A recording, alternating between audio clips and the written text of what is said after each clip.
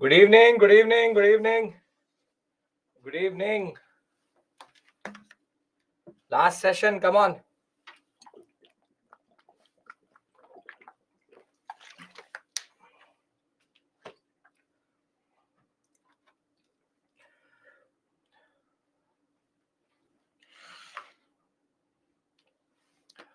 Okay, we'll wait 2-3 minutes for everybody to join in.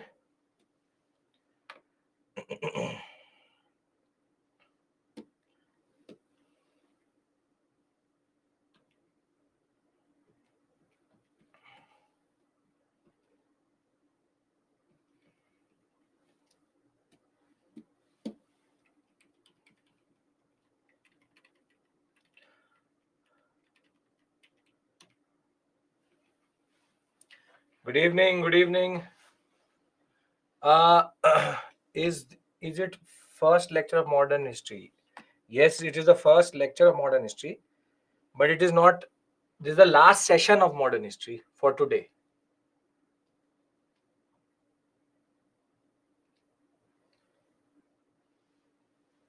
Ritika, any day if you're live with me, you can resolve any issues if they're there. But if you are not live with me, then later you can watch the video, but it will not do anything. So I always encourage my students to come live with me, because that is what you are here for. You're not here to basically just watch videos. If it's not possible for some reason, if there's a medical emergency, if you are not able to do it, that's a separate issue altogether. According to timetable, 8th November, what you're seeing is basically evening batch, Dhruv. This is weekend batch. We will not discuss opium wars, but we will discuss the importance of opium. That is a separate issue altogether. We'll discuss the context for that. So, Dhruv, 8th November onwards, it's the evening batch. You have joined weekend batch part C. Okay. Welcome back. Welcome back. We'll give it a minute.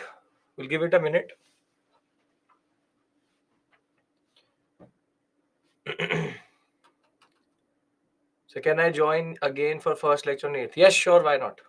Totally your call. You can watch the video again. Totally your call. What you want to do. Not an issue.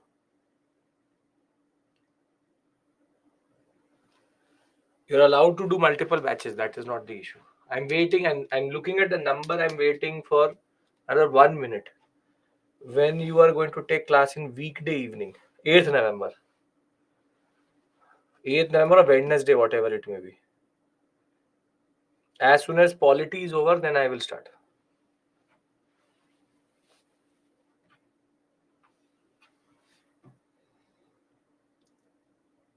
That will also be me only.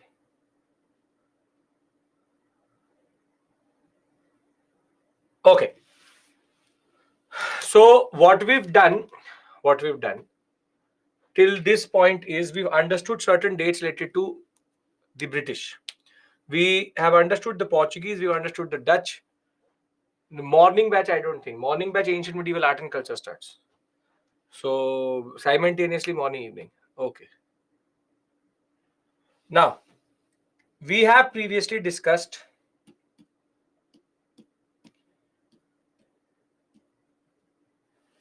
'1600, 1613, 1615, 1632, 1639, 1651, 1661, 1668. This is what we've discussed. And we have already discussed the Portuguese, that is a 1500 story, and how they expanded India. As you know, the purpose of this discussion is to understand how are the British able to expand initially in India. So 1600, the English East India Company is formed. 1613-15 is Jahangir Farman, and thereafter 1632 and 39 is Chandragiri Farman, and the what we call as Golden Farman. Golden Farman, Chandragiri Farman. Then we have the Shah Suja Farman, and 1661 Dowry, they will get Bombay, and 1668 they will get what we call as the Bombay sector itself. Now you can see that the British are misusing their power. Can we say that? both in the Chandragiri Farman and the Shah Shuja Farman, they are misusing the power. Yes or no? Yes or no? Yes or no? Come on. Yes? They're basically misusing their power. How? Because they are increasing the volume exponentially without paying any taxes. It is 1661. It is not 1662. I'm a Portuguese history specialist. It is not 1662. 1661 is the marriage. The dowry will be given in 1661, and 1668 it will be given to the East India Company. Don't quote me Spectrum, because Spectrum has the wrong date. Now, so taxes are not increasing, but the volume is increasing exponentially, and they are basically misusing the power.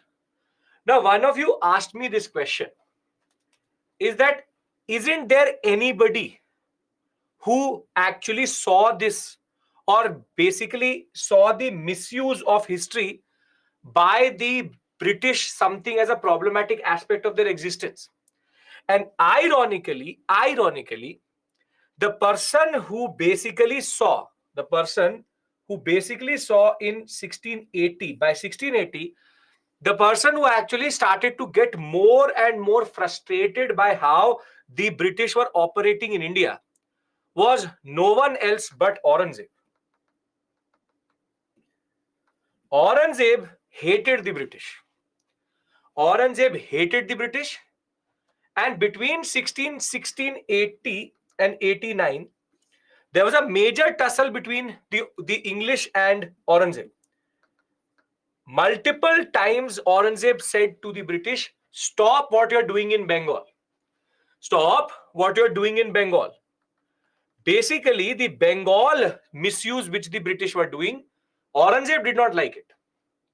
He multiple times pointed out that you need to stop this misuse. And when they did not, in 1689-90 period, he confiscated everything. Confiscated the property, factory of the British, and even cancelled the Farman of Shah Shuja. Now, the biggest villain of our century, the biggest villain of Indian history, was actually the only person who was able to understand that the British were a threat to India. And in the 1680 to 90 period, he actually was extremely annoyed, and by 90, he confiscated everything. He said, enough is enough, you will not listen to me. So what I will do is I will confiscate everything. So for a moment in 1690, the British actually lost whatever they had. But now the British are appeasers. Guess what the British did? Tell me, what would the British do? Guess. Yes, Deepika, very good. You think like a Britisher, very good. Beg. They literally begged. They begged Aurangzeb that we have made a mistake. We are very, very sorry. We are ready to pay for whatever the damages is. Basically, the British gave a lot of compensation to Aurangzeb, saying that give us whatever we have back and this Bengal Farman back.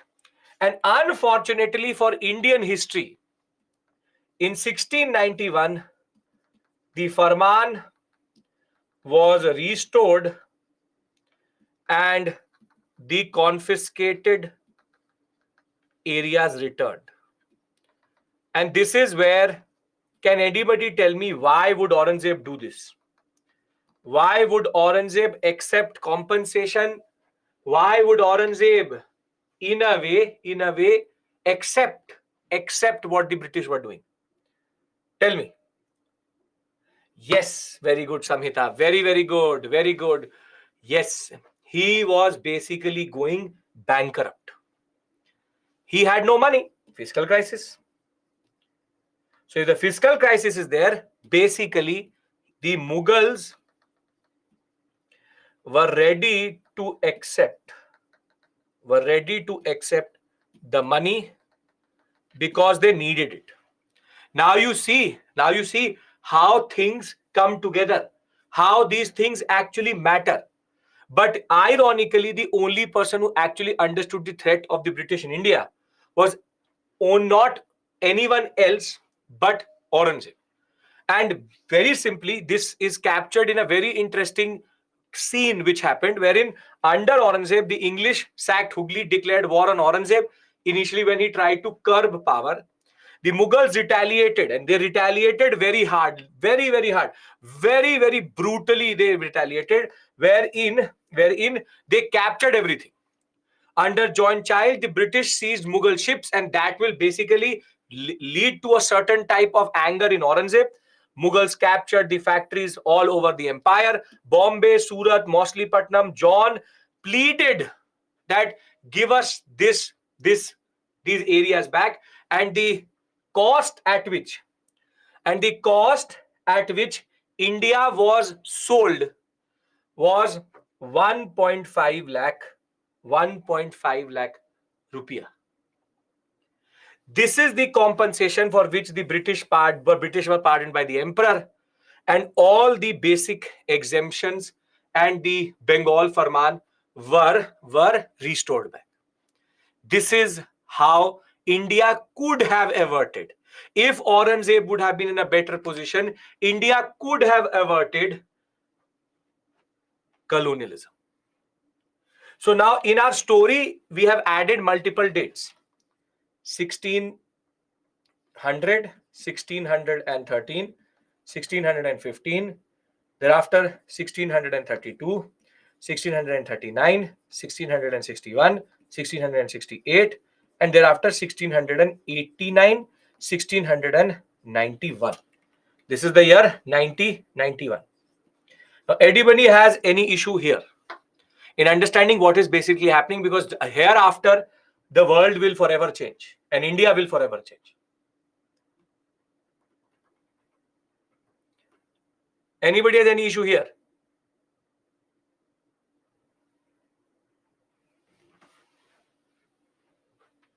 Aurangzeb 2 being myopic, sure, you can argue that. You can argue that. You can argue that in a way, Aurangzeb not being myopic, in a way that he was in such a precarious position by 917 and 1690, 91, that he had no other option actually. He had no other option but to operate like this only. That is the unfortunate truth of Aurangzeb, that people tend to not talk about it. That Aurangzeb had no other option. He had to take that 1.5 lakh, because that was a very big amount which the British were ready to pay. Basically, the British were ready to bribe everyone and anyone to restore their power. So we have the British East India Company being formed, Jahangir's Farman, the Golden Farman, Chandragiri, Bombay, confiscation and return. Anybody has any issue here? Because I'll give you a timeline, I'll give you a summary, proper summary, which will help you understand everything. Only remembering these dates would be a concern. Any tips, Shreyas? I can guarantee to you that if you are going to go through them 2 to 3 times, I will tell you a trick. I'll tell you a trick. Can I discuss that trick with you here? You don't want to go forward in the story. You want the trick here, or you want me to complete the story? Trick. Ocha, trick. Okay. You want the trick. Now, see, the trick is called 15 minutes rule. See, I'm not asking you to remember these dates in one day. I'm not asking you to do that. 15 minutes in the morning and 15 minutes in the evening. Not asking an hour, not asking 2 hours. 15 minutes morning, 15 minutes evening. What I'm asking from you is, out of these dates which I've given you till now, whatever be the dates, learn 1, 2, 3, whatever your capacity is. You can only learn 2 dates, 3 dates. Learn them in the morning. Keep a small chit of paper on which the dates are written. 1500, 1501, 1503, 1505, 1507, 1509. Keep it. Throughout the day, look at it and try to remember what they are denoted to or what they connote to. In the evening, try to write it down. That 1500 is this, 1501 is this, this. If you can actually remember it, then tomorrow you start again. If you can't, you will in the evening again revise. See, I can guarantee to you that there is no way you will not forget if you do this. Disciplined way, drought, famine, cyclone, whatever it may be, if 15 minutes morning, evening you give, there is a guarantee that by the examination you will remember is as good as me. There is no other way. There is no tonic. There is nothing. I cannot give you any form of magic potion which you will drink and you will start to remembering the dates. It's basically like how you remember articles, mountains, dams. You can use all of them. You can allocate 15 minutes for every subject, because maximum facts, how many I will tell you? I will tell you 100 facts. I will tell you 200 facts maximum. And if you have still for 2024, if you still have close to 5 months, in those 5 months, let's take not even 200 days, 180 days. If every day you cover one fact, won't you remember it? But what will happen is you will increase your capacity as you go on. So 15-minute rule has done wonders for most of my students. If you will do it actually with a lot of discipline, it will work. And I am telling you one more thing, which is very, very important right now. Please don't judge history from these modules. Advent of European, expansion of British Raj in India, social religious reform movement, and tribal movements. Students study these 4 units and वो दम तोड़ देते हैं. Then no, I can't remember these dates. I cannot remember these names. Guaranteed, I'm telling you, out of all these 4 units, only 1 to 2 questions come. History is more than what you actually see. So don't get scared. You just have to do it systematically. I have always argued that history is like a pizza. When you eat a pizza, do you just fold the pizza and shove it down your throat? Do you take the pizza, fold it, and shove it down your throat? No. You divide it into pieces. And when you do go piece by piece, you can eat it. That is what basically I'm asking you to do. Is divide history into smaller pieces which you can digest. Somebody can digest 5, somebody can digest 10, somebody can digest 1. Take 1 every day and more than enough. Clear, everyone? Ajit, there is no SME to send you a PDF. I am there. So you'll get a PDF after the session. There's no SME. Okay.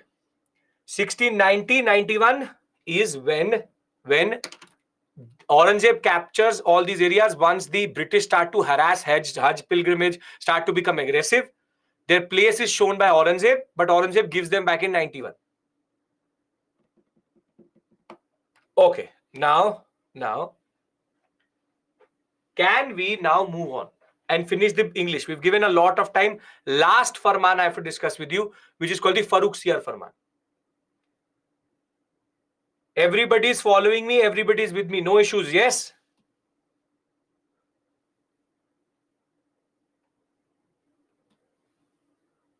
Okay. Perfect. Now, stop saying hi to Tina. I pushed her comment because she said that 15 minutes rule works. So I'm not making it up. So a lot of you are thinking that she's replying to you. No, she isn't. So concentrate. Okay. Now, the issue is different altogether. Now,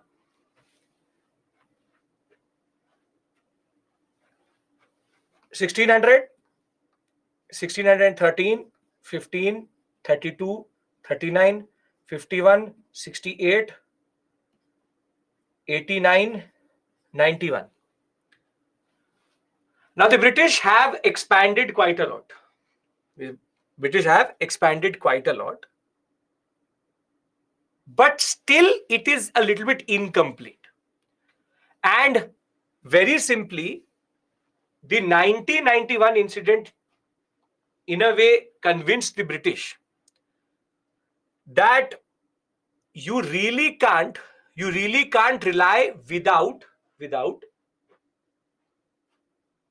having more comprehensive coverage. So in between 1691 and 1717, the British just wait and watch. Bahadur Shah was not very powerful. Jahandar Shah was not very powerful. Now comes a fool called Farooq Siyar. And the British seek attendance to Farooq Siyar. And the British are able to convince Farooq Siyar for exchange of certain amount of money.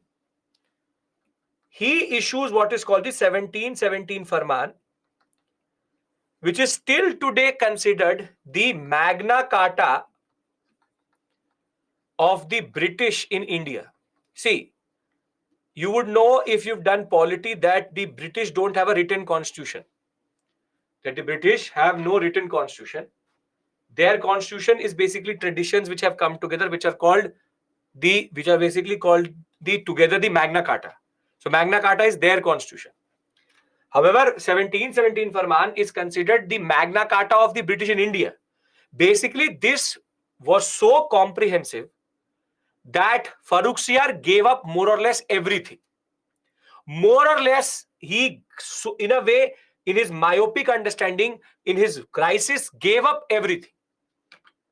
So if you will look at the 1717 Farman, it gave so much power to the British in Bengal, Gujarat and Hyderabad and that southern sector that till today the people believe that this was the turning point in Indian history when it comes to the British having power in India.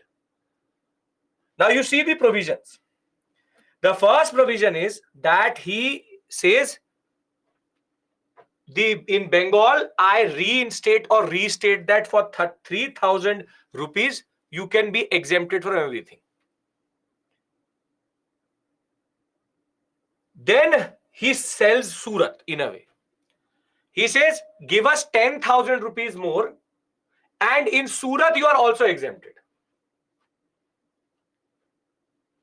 So now it was only Bengal previously, now it's Surat also. In the Hyderabad, which is the southern sector, the company can retain its existing privileges, which is basically Madras, by paying the rent of Madras. Basically, you pay the rent of Madras to us, and you can operate in this area again duty-free. If that was not enough, he gives three major dangerous provisions. He says that the company can issue dastaks, which is that the company can extend the privileges which they have to someone else also. So basically, they make these rights transferable. And now the company was also permitted that they could take more land around Calcutta. Calcutta had been created by the English by adding three villages together, what is called Sutanuti, Kalikata and Govindpur. All added together, they had a fort which is called Fort William. And this was basically Calcutta. They said you can take more area around it and expand Calcutta. Calcutta was a city which was established by the British itself. But the biggest blunder which Farooq Siyar did was this. The British East India Company could mint coins and they were equivalent to Mughal coinage in India. Imagine that the government of India says that the Tata Corporation can issue a new note and it will have the same value as the government of India note. Why do we say that Farooq Siyar actually lost the plot itself? Because he didn't understand what he was actually doing. This is where the British actually, their patience paid off. These later Mughals were so desperate for money that they were able to or ready to give any form of concession at any cost. And this is seen as the fate of India in a way. First nail in the coffin is this. And this is going to give a very stronghold, very, very big stronghold to the British in India. Now they've expanded. So now if we understand all these points, which is given in this type of timeline also, I want to summarize the English. Now we will go back to the English when we'll talk about how they will expansion of British Raj. I've completed the British story. I'll give you a question and I'll give you the timeline and I will consolidate everything. Can I do that? Yes, can I do that? Okay. Yes. Okay. Perfect. Now see, out of whatever we've discussed, a question like this would come.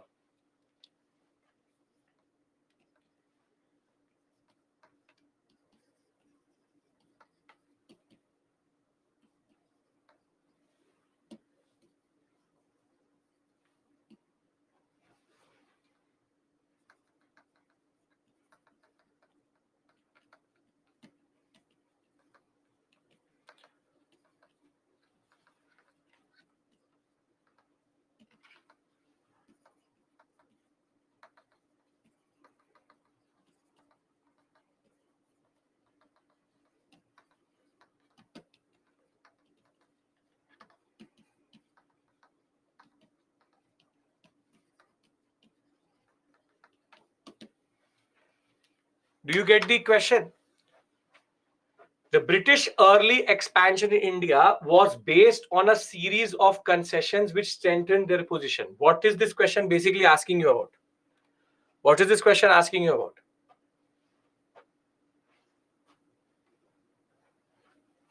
It's basically asking you all the concessions which were given to them. 13, 15, 32, 39, 51, 17, 17. Now, how do we consolidate the British in that sense? Portuguese, I've already told you. Dutch is done. Now we talk about the English. Very important discussion as it is. They are the ones who ruled us. So you want to see the question again? This is the early British expansion in India was based on a series of concessions which strengthened their position. Demonstrate. Demonstrate means you have to show them how. Now, let's consolidate this whole discussion.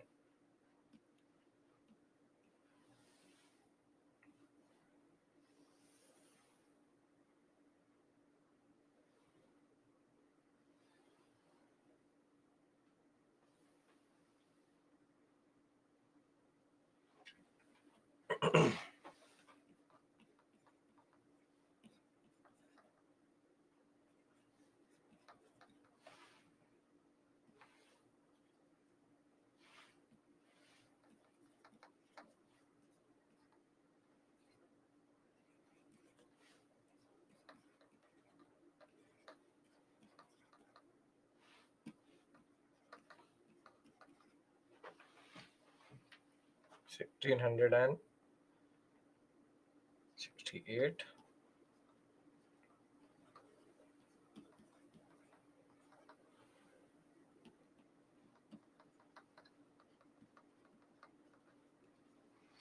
Okay.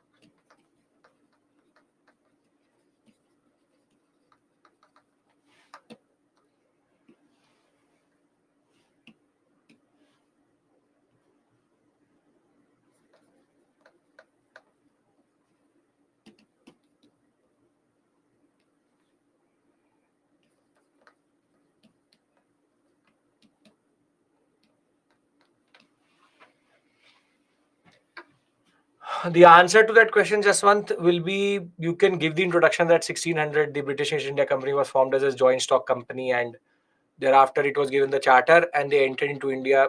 The introduction can be like that, but your body has to start with 1613. Yes.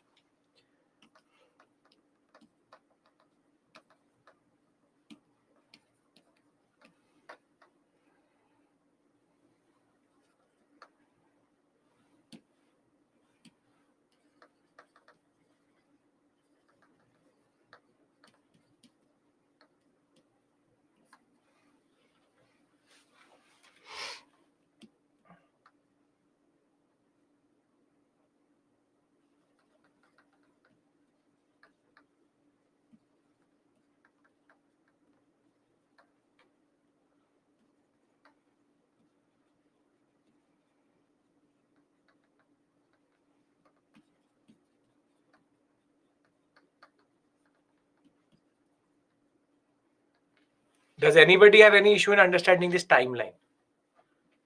If not, then I'll give you a box in which a table in which I can consolidate all the Farman provisions. Anyone? Come on, come on, come on. Yes, no, I have to say something. You don't have to note this down. These timelines you will get as part of handwritten PPT. In general, X and Y, what they indicate? Nothing. Nothing. Firstly, it's not an X and Y. Because I had to make it in one slide, I'm making a timeline like this. So there's nothing. Okay. Can we go to the second aspect here? I'm consolidate everything, Danes and then French. Privileges back from Aurangzeb. They didn't improve their economy instead of Farmans. Why they didn't improve their economy instead of Farmans? Crisis is deep. Improving economy is not going to do anything because there's political fragmentation.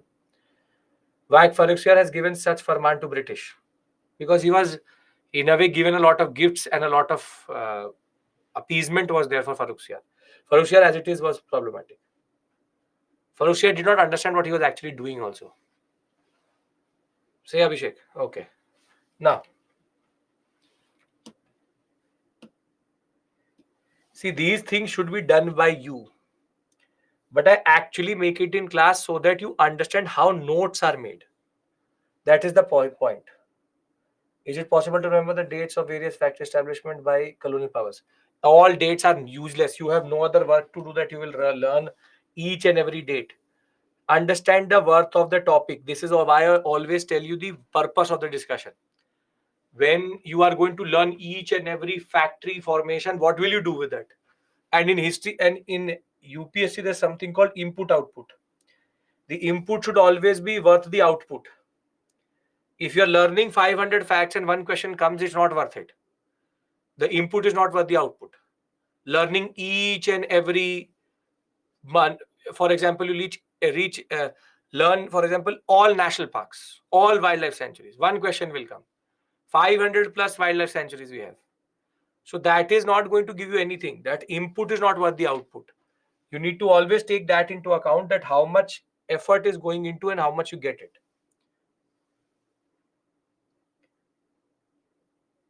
Okay.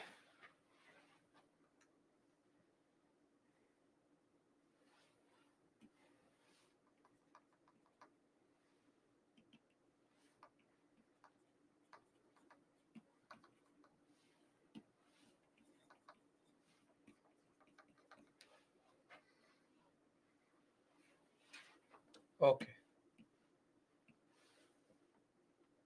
Uh,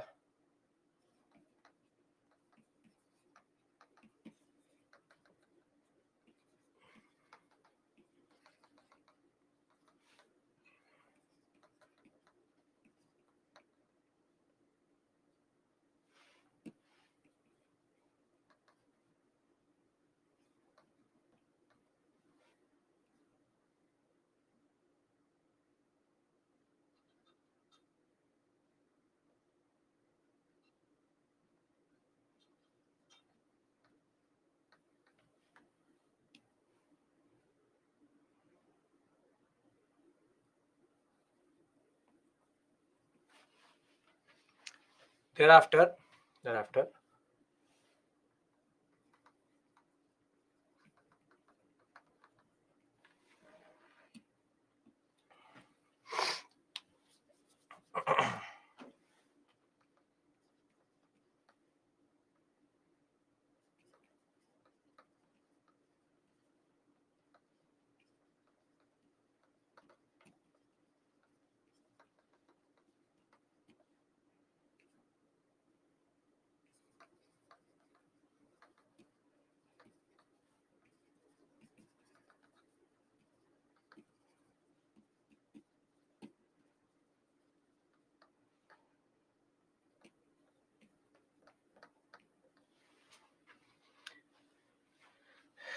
then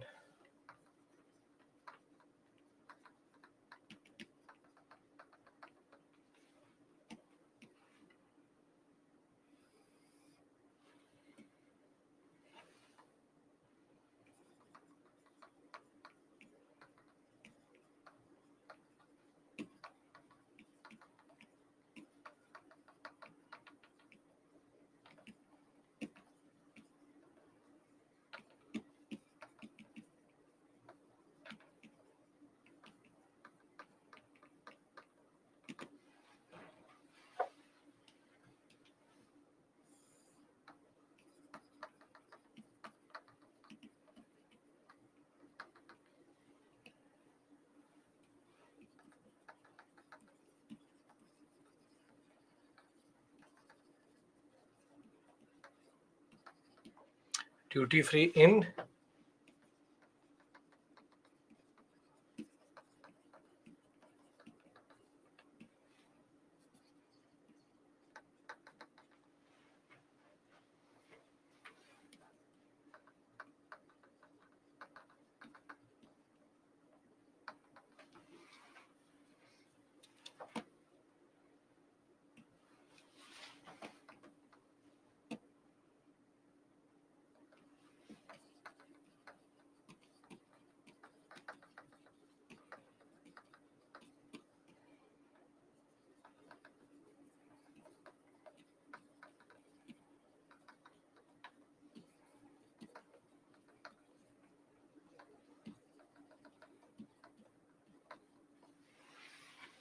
thereafter.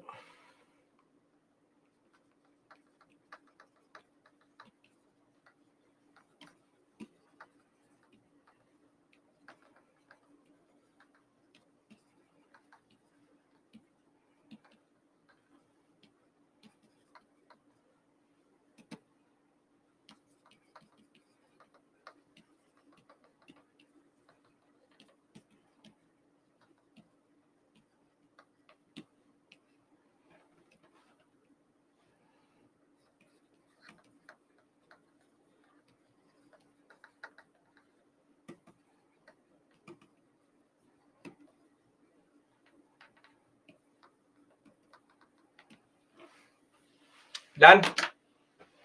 Why did the Britishers go for to North India rather than South? South more valuable. Justin, there's no plan here. If you have to get concessions from the Mughals, you have to go to Mughals in North only. Fourth point, mint coins equivalent to Mughal coins. Hyderabad, Calcutta, Madras, same rent and can expand. Can transfer all above privileges through Dastak. Bengal and Surat given is that. So basically, this is how you make notes. I've given you a lot of information. If you can remember these two slides, your job is done. Done? Yes? Bombay is not a concession. Bombay was not given by us. It was given by the English crown to the British. So it will not be a privilege. It will not be a privilege. It is not a concession. It's a circumstantial transfer. Can we guess the rate with respect to present? Meaning, can you guess the rate with respect to present? Meaning what? That how much will be 10,000 rupees today?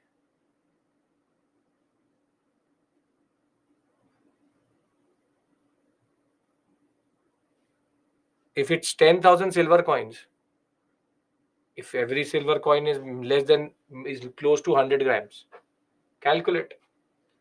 Though it doesn't really matter, because why? You will take Calcutta for rent or Hyderabad for rent, or you want to trade in Surat for free. Take it like this, that this is rupeya. Rupeya means silver coin. Rupehla, rupeya. Check Google, what is the cost of 1 kg of silver? Tell me.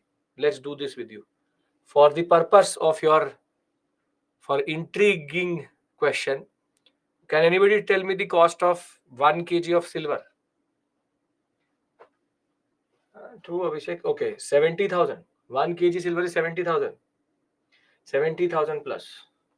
So, if one coin is 100 grams, how many coins is 1 kg? How many coins is 1 kg? One coin is 100 grams. How many coins is 1 kg? Very good, 10. So it becomes 1000 kgs, right? 1000 kgs into 70,000. Now tell me, how much is the rent of Surat, or how much is the money which Surat they are giving? 1000 kgs into 70,000.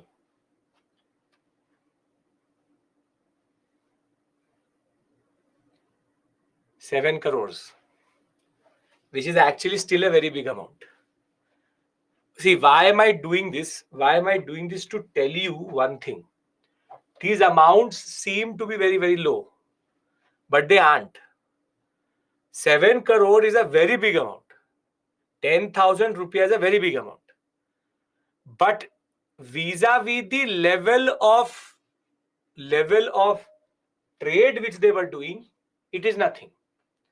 Imagine that I can import 1,000 tons of something for 7 crores as the annual payment. And this is annual payment. 7 crore for the whole year.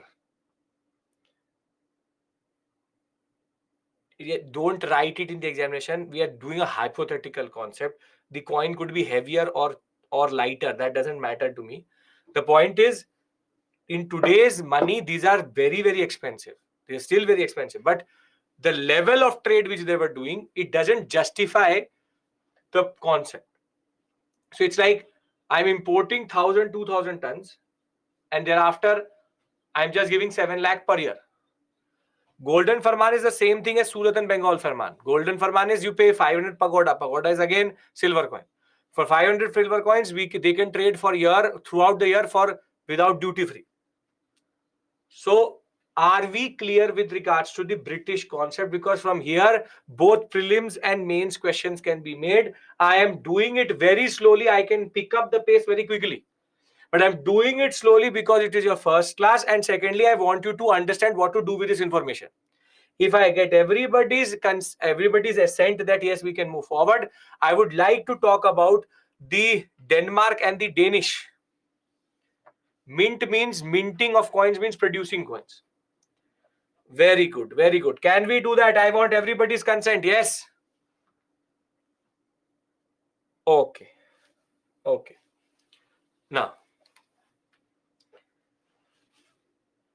Now, the fourth power to come to India were the Danish. The Danish coming from Denmark. The East India Company for the Danish was formed quite late, 1616.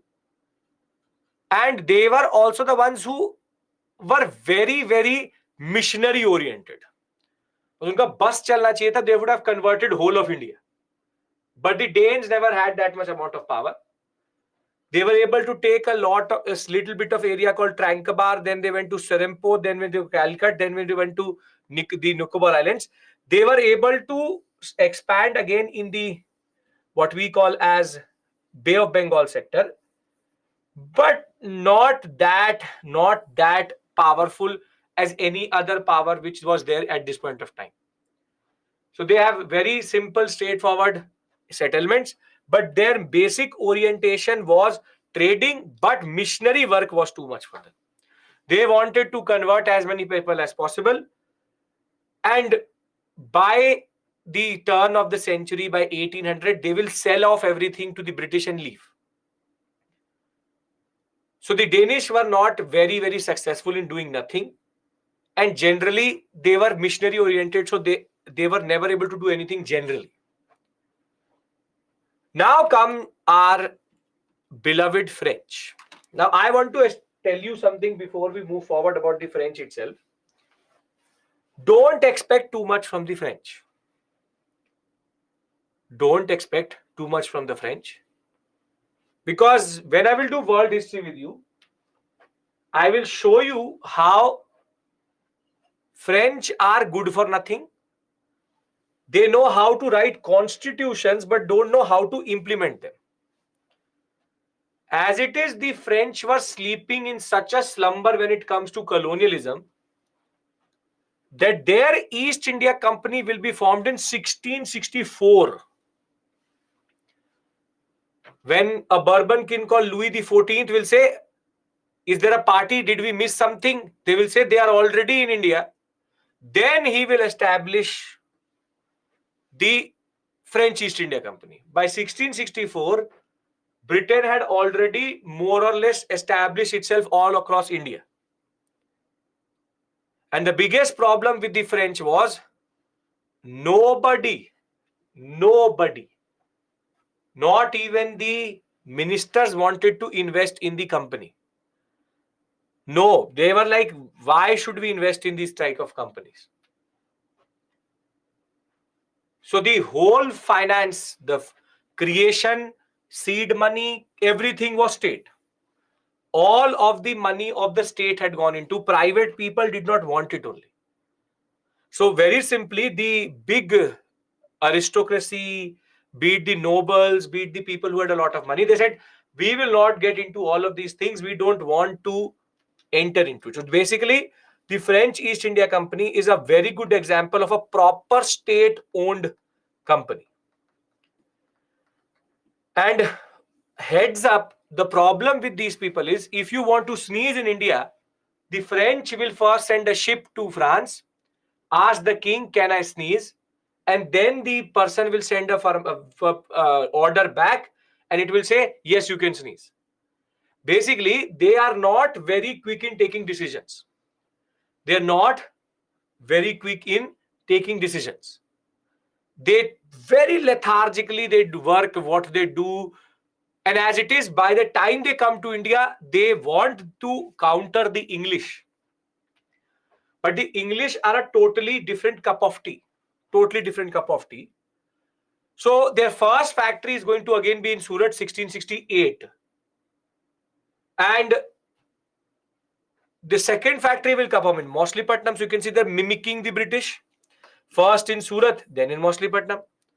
But their most prized possession was in 1674, Pondicherry, which will remain under them till 1961. And the first governor who was able to establish himself properly in India was a person called Francois Martin. The Pondicherry sector was in between also captured by the Dutch, but then the Dutch gave pity to the French that they started to cry, so they gave the French Pondicherry back. And by 1673, they were also having presence in what is called Chandranagar or Chandranagar, which is in Calcutta. So when we talk about how Pondicherry came into their hand, basically they fought with a local governor called Sher Khan Lodi, and they were able to get this settlement, which they will develop as a proper French colony. They will also expand into Mahe, Karikal, Balasore, Kasim Bazar, again, very important centers. But for our discussion, what is important is that in between, by 1720, the French East India Company became so useless that the French crown had to reorganize its strength to reinvigorate some form of enthusiasm. And the real power, though you have Lenoir and Dumas as two governors who kept on expanding, the most prolific governor of the French was Dupleix. And what I want you to remember is not Martin, Lemoire, or Dumas. I want you to remember Dupleix. Remember his name, because his name is going to very soon come back into our discussion vis-a-vis the First Carnatic War. Now, I have discussed with you multiple things, and these maps basically tell you where the presence of these European countries were. And as you can see, they are concentrated on the peninsular sector and the trade posts. So from Surat, which was multiple countries, you can see that in this sector, they are literally packed together. They are literally packed together.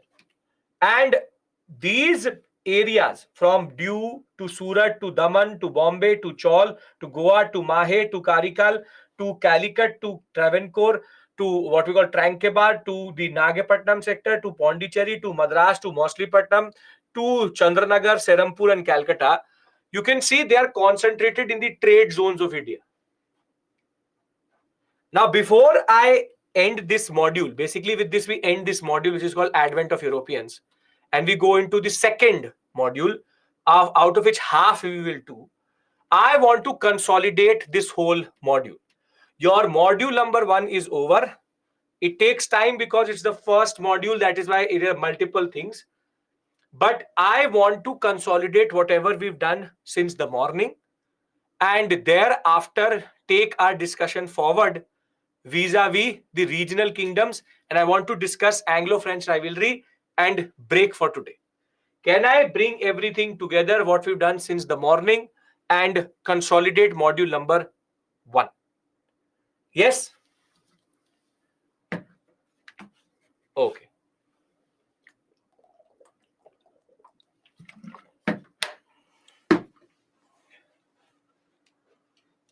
Now, you can see that these areas are factual.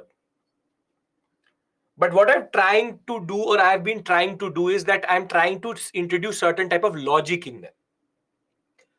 So this is basically the summary, and we'll try to do this in every class where I think the story stops. We've discussed since the morning how a fiscal crisis will lead to Jagirdari crisis, will lead to agrarian revolt, and that in turn will compound to foreign invasions and religious policy of Aurangzeb and weak rulers. This temple of Mughal decline basically is the backstory. All of this is happening between 1690 to 1707 to 1750. This is basically Mughal decline for you. And what this does is it creates political vacuum, it creates chaos, it creates fragmentation, which we have to discuss in the next module, which is the concept of autonomous states.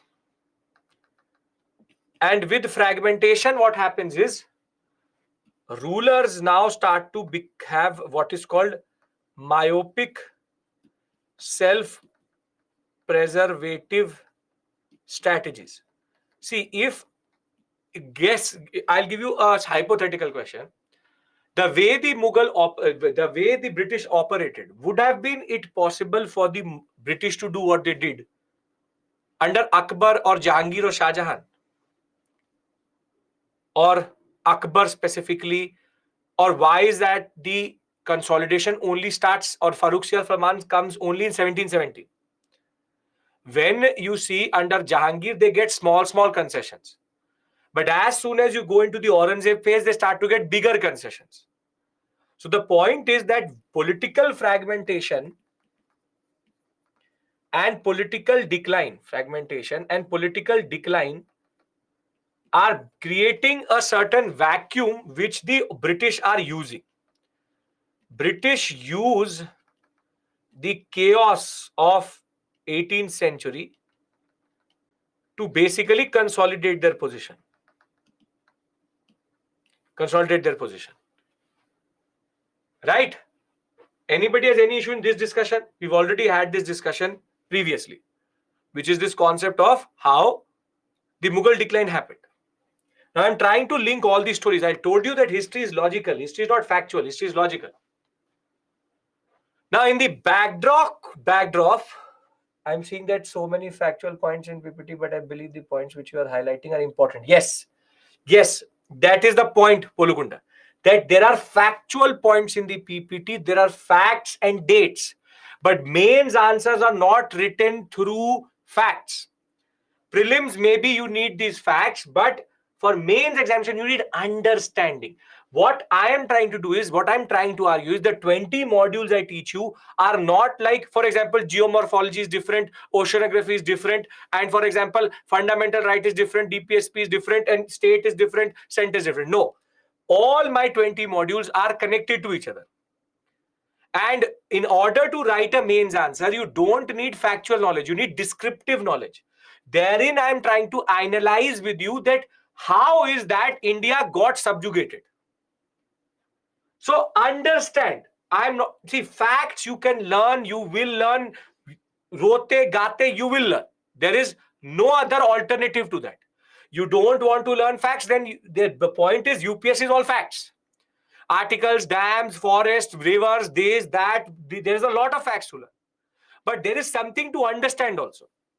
And I'm trying to make you understand how were the British so efficient in what they were doing. So what I'm trying to argue is that in the backdrop of Mughal decline, now the Europeans start to use India. And herein the Portuguese were the first one. They were not even there. They came even before the Mughals came, but were not successful in doing what they wanted to do. So from 1500 to 1529 to 1535, they kept on expanding in certain parts of India. However, they were never able to consolidate their position because their model and project or model of colonialism was flawed. They were basically just trying to control trade. Their biggest strength was also their biggest weakness. Then come the Dutch. The Dutch have two purposes: destroy the Portuguese and dominate and colonize Indonesia. They were more concerned about China trade. They wanted to control China trade. Now, these two basically, one a fool, which is the Portuguese, and the other obsessed with Indonesia, they pave the way for, or they create the space. They create the space for the English to enter. And unlike the Portuguese, who have no answerability, no accountability, the British have to be, East India Company has to be always profitable. Now, it is in this context that the British keep on begging to everybody for concession. So from 1613 to 1615 to 1632 to 1639 to 1668 to 1651 to 1691 to 1717, throughout this century, they are just expanding as a innocent power. Innocent, non-intrusive power. They don't want to intrude into things right now. And what happens is it is in this context that the Danes enter, but their issues are never going to actually work because it's a slow poison. That's a good way of saying slow poison. They are basically going to eat the roots up. Danes, their issues is different. They want to convert all of India. They would be cut before they would do anything like that. Now, the French are late to the scene, 1664. But the French wanted to challenge the English.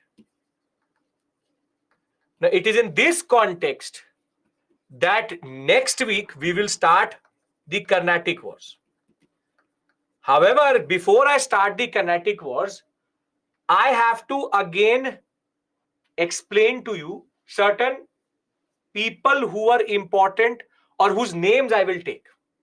So before I enter into this module, do you understand the purpose of this module? I don't care if you remember the dates.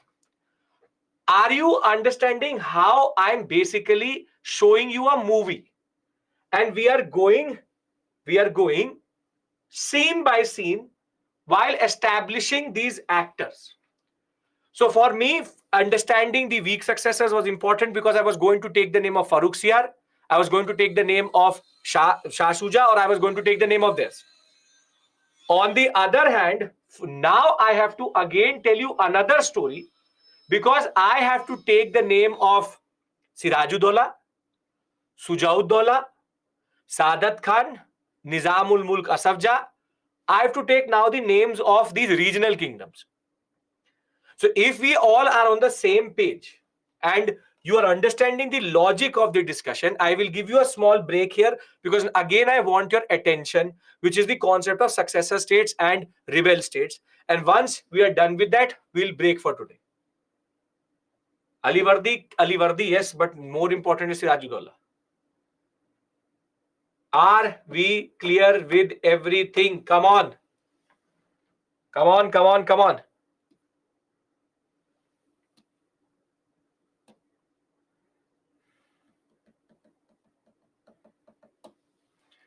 Yes?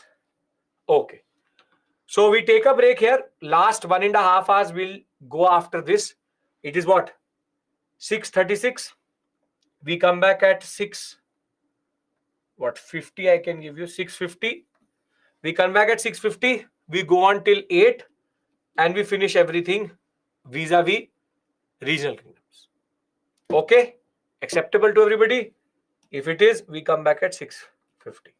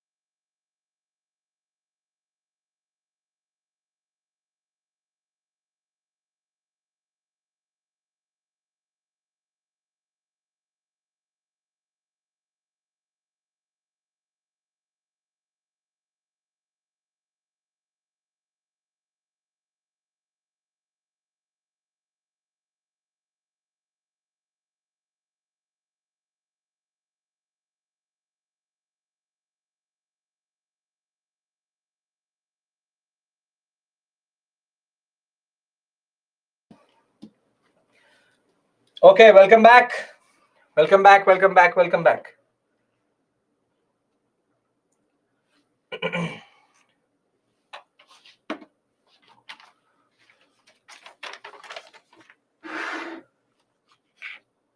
Waiting for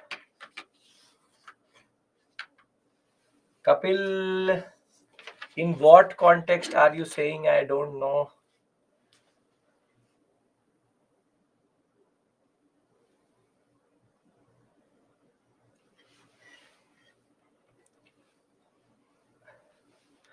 Is everybody back? I'm waiting. This break was not to make people abscond.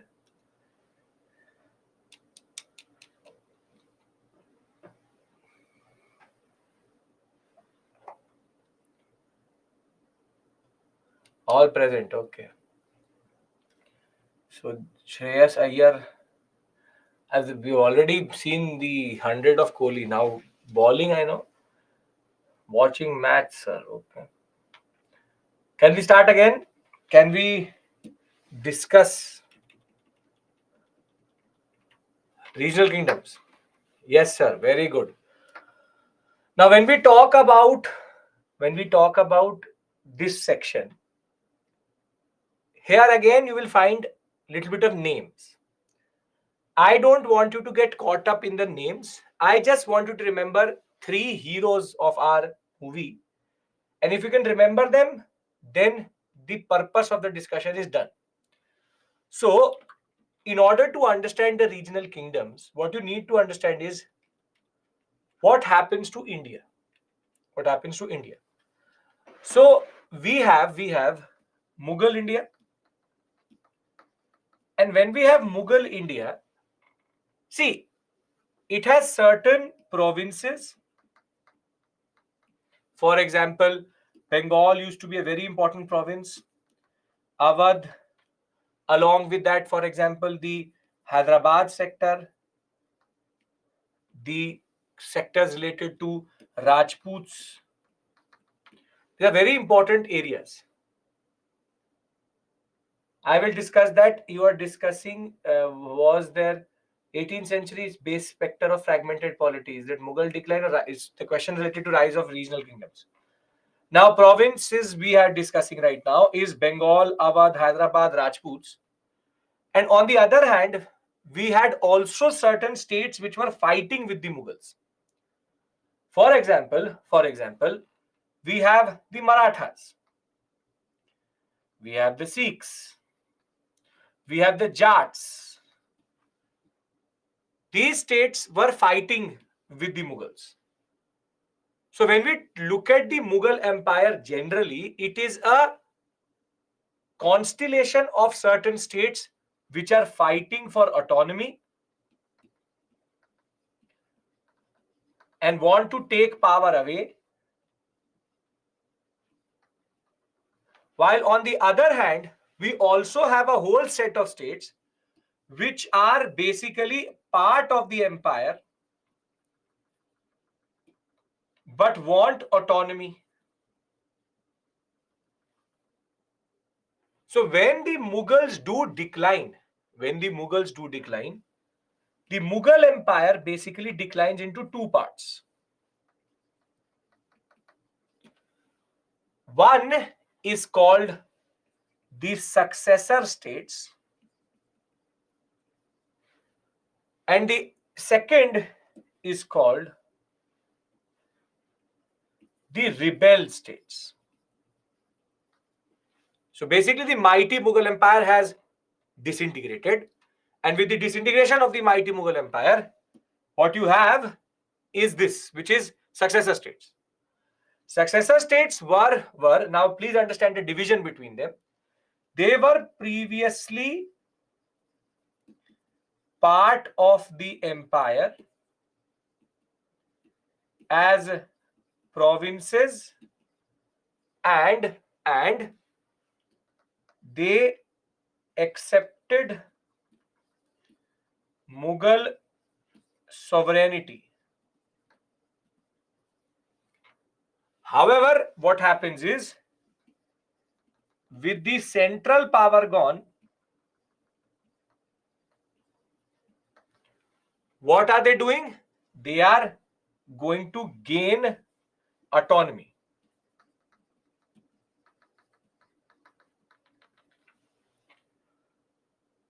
On the other hand, rebel states are states which resisted Mughal rule since their inception and wanted to expand at the cost of the Mughal Empire. And what they will do is that they will also come out of the Mughal Empire, and what we will get is truly what we call as political, or what we call as political fragmentation. Political fragmentation.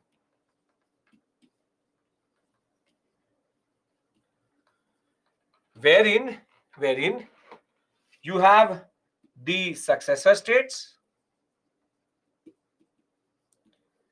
in the form of Bengal, Awadh, Mysore,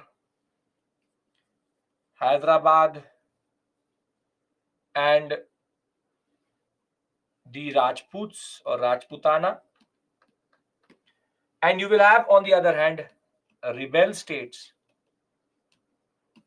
in the form of Jats, Marathas, and Sikhs. We tend to also add the Rohillas in this, and Mysore is also a in between one, but we put it into my successor. So there are 1, 2, 3, 4, 5 here, and 1, 2, 3, 4, 5 here. Now, very simply, do you understand the concept of successor and rebel? Do you understand the concept? What is a rebel state versus a successor state? Anybody has any issue in this? Oh, 3 in rebel.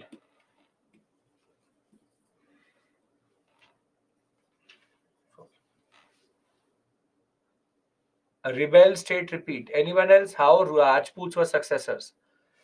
Ajay, the problem is, for that I have to explain to you Mughal India then. I'll do that, but that is a question linked to the Rajput policy of the British, of the Mughal. See, if this was the Mughal Empire,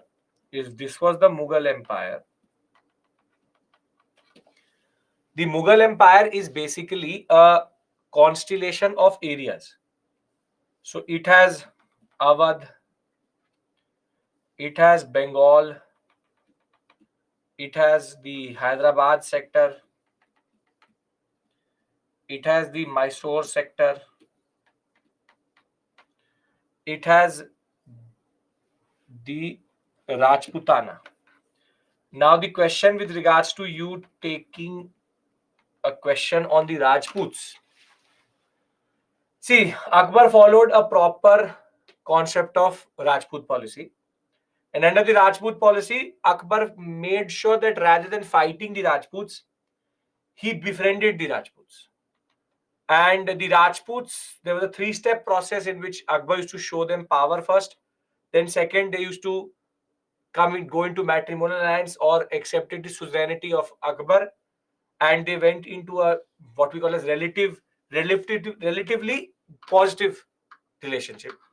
And if nobody, then if these two don't work, then you have the third, which is basically what Mewar did, which is fighting.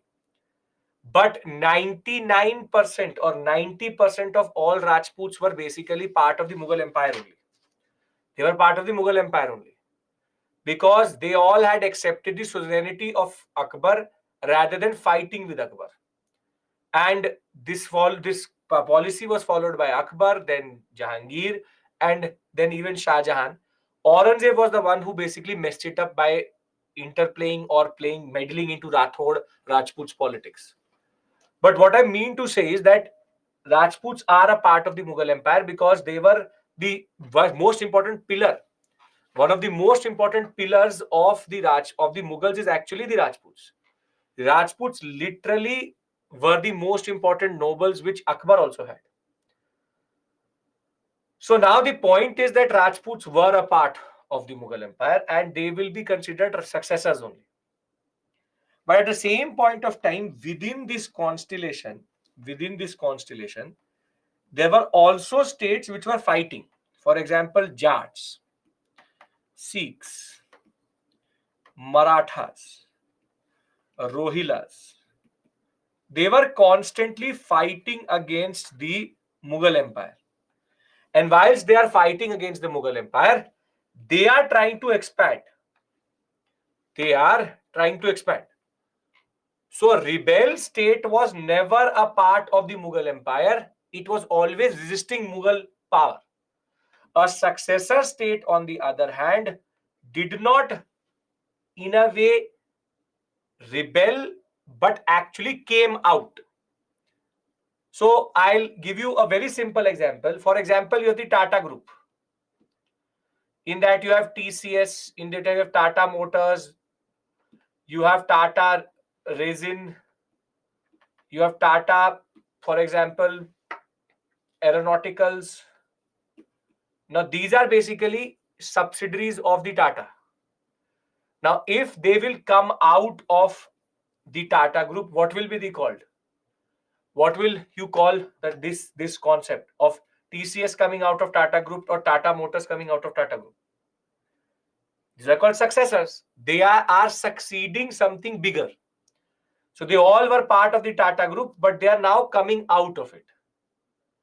On the other hand, you also have a situation in which throughout its history, Tata was fighting with, for example, Honda, for example, Hyundai, for example, uh, Maruti.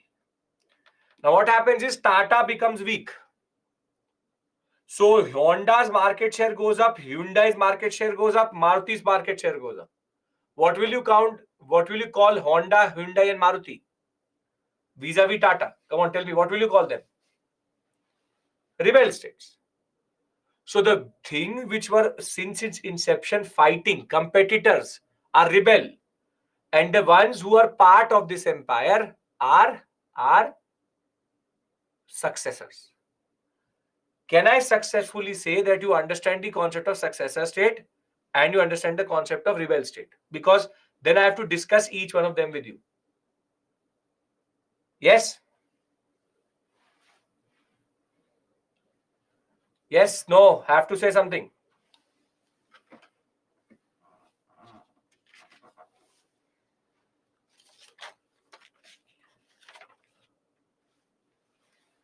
Yes? No? Have to say something. Come on.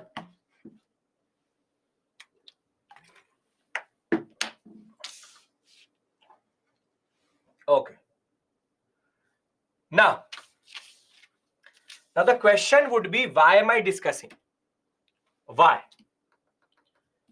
The question is, why am I discussing this with you? Isn't it like more Hyundai itself accepts Tata as superior and merges with them? Is it successor? No. And it's very easy. We all understand family drama well.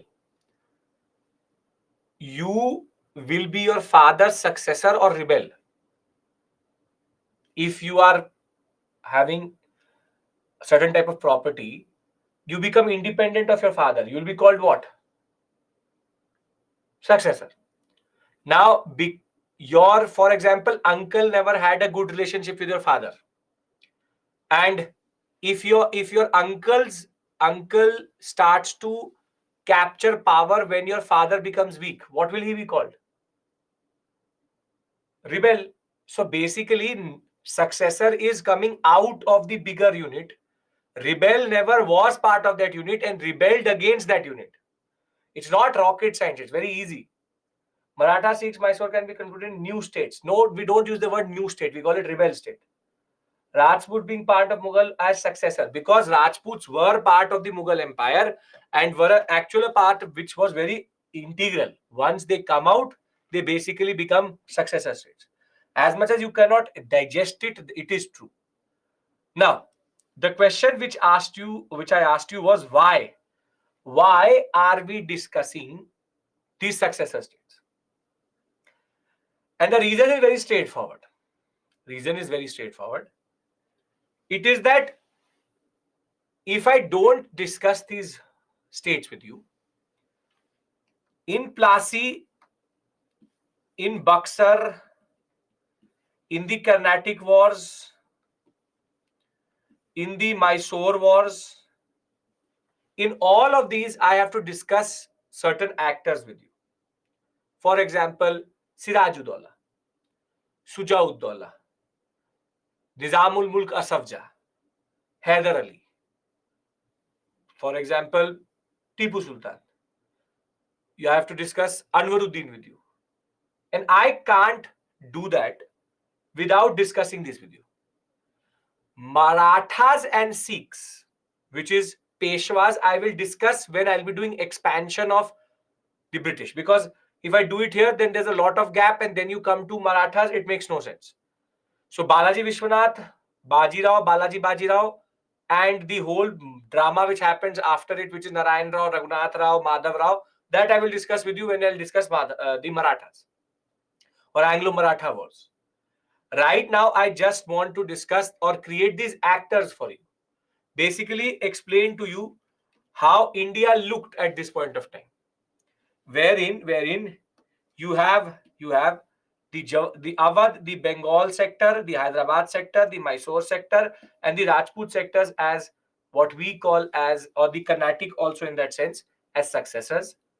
On the other hand, we also have to discuss the other story, which is the Marathas, the Sikhs, and the Jats. But as I said, Punjab and Marathas I will do separately. These two I will do with you next week. I want to talk these two, the Marathas and the Sikhs. These two I will discuss with you today, along with Awadh, Bengal, Hyderabad, Mysore, and Carnatic states. Rajputs we only have to discuss Jaipur because of the fact that Savai Jai Singh is important for the scientific history of India quite a lot. So if I have your permission with regards to who are successors, what is rebel state, Awadh, Bengal, and this concept is clear because they can ask you a mains question. A mains question can be asked over the concept of successor and rebel. And as one of you showed me a question, or their question was asked, that 18th century was a specter of fragmented polity. They're basically asking you this only, that what does 18th century represent? Which is this whole gaggle of different states coming together and fighting. And now do you understand why it became easier for the British to expand? Because is there one centralized polity here, except for the Marathas who are very powerful? Is there one centralized polity here which actually can coordinatedly bring all of them together and fighting or fight with the Mughals? I think Maratha Sikh are empires not to be considered as states. Again, Gaurav, what you're doing is you're adding emotions to things which you shouldn't. When I will discuss Maratha, so I will call them the Maratha Empire. What does a state mean? What does a state mean? When I'm saying state, what do I mean by that? What do I mean by that?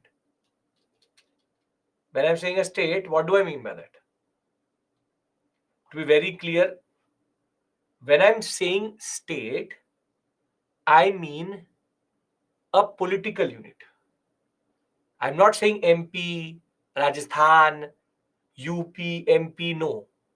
I'm saying a political unit. Have you heard about something called nation state?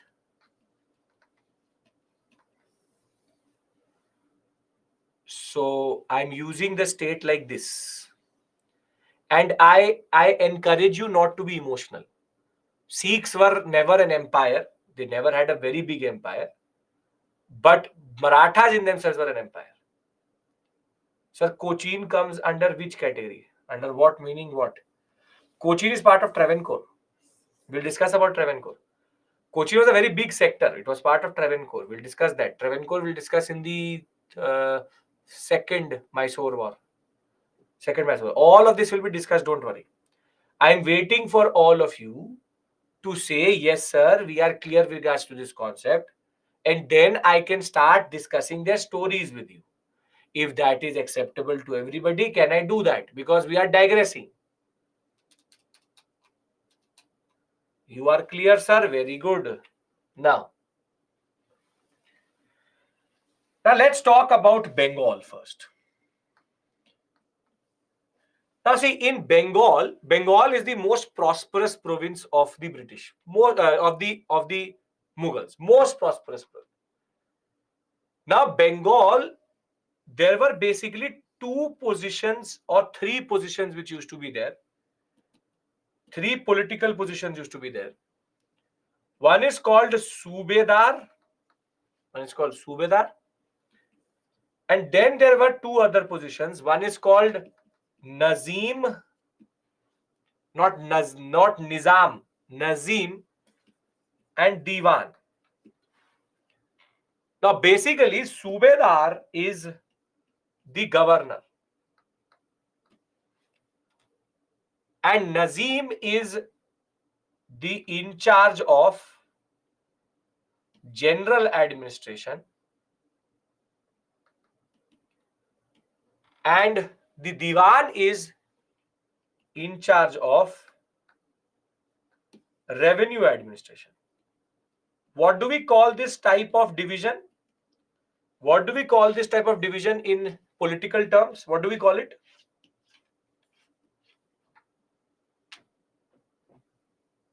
No, it's not called duality. It's called separation of power. It's called separation of power, that you have separated two very important powers. When you will become an IS officer, you can either become a DM or you can become a DC. DM is a general administrative position, which is district magistrate. On the other hand, when you will become DC, which is district collector, you will be a revenue department's officer. This is the way the power was also divided in Bengal by the Mughals, so that nobody has full power. The Subedar is under the assistance of the Nazim and the Diwan. He is basically in charge, or all revenue, money goes to the Diwan. And all power when it comes to law and order, general administration, goes to the Nazim. This, in a way, is good and important for two things, which is that it allows for check and balance. And ideally, so there can be DM, DC in one city. Yes, why not? Why not? Yes, in Delhi, in most of the districts, where when it's a proper city, there will be DM, DC separate, two positions. Delhi has DC a different, DM different. Every district in Delhi has DM different, DC different. They don't give both together. And the Mughals were very smart this way also. Ideally, all were different officers. All were different officers. Now, the person who made Bengal autonomous was a person who basically was first appointed as Diwan. The person is called Murshid Quli Khan. Murshid Quli Khan was basically first appointed as Diwan, and he was a very good administrator. In Bengal, there's a pattern that you need to have the support of zamindars, and you need to have the support of the merchants and the bankers to remain in power. And two such very important bankers, the Ambanis and the Adanis of that point of time, was a person called Jagat Seth and Amir or Omi Chand. Together, they are one of the most influential bankers of Bengal, have a lot of money, and they are basically the ones who call shots on everything. If they say that Murshid Quli Khan will sit on the Bengal throne, that is going to happen. They're extremely influential that way. And remember their name because they will come in the picture very soon next week. Now you have the Zamindar and the merchants and bankers, and they were very, very impressed by Murshid Quli Khan. So later, by the way he administered, Murshid Quli Khan was also given the position of Nazim. But as soon as he saw that the central Mughal Empire is becoming weak, Murshid Quli Khan combined both offices in himself